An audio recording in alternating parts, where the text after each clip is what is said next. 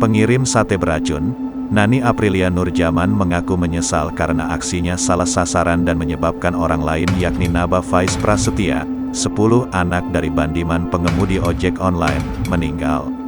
Ia adalah omongan sepintas seperti itu, menyesal, cukup goyah ketika terjadi viral di media, kata Direskrimum Polda DIY Kombes Pol Burkan Rudi Satria di Mapolres Bantul Senin tanggal 3 April tahun 2021. Dikatakan Burkan, Nani mengakui, namun ia gelisah menyebabkan komunikasinya belum baik. Ini introvert banget, tersangka tidak semudah yang Anda bayangkan. Jadi awalnya saya mengira sesimpel itu tapi agak tertutup, kata Burkan. Burkan menjelaskan, bahan kimia dipesan melalui aplikasi online cukup lama.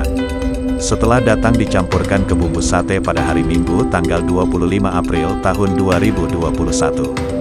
Dari peristiwa ini kami simpulkan bahwa sebenarnya, peristiwa ini sudah dirancang tidak saat itu.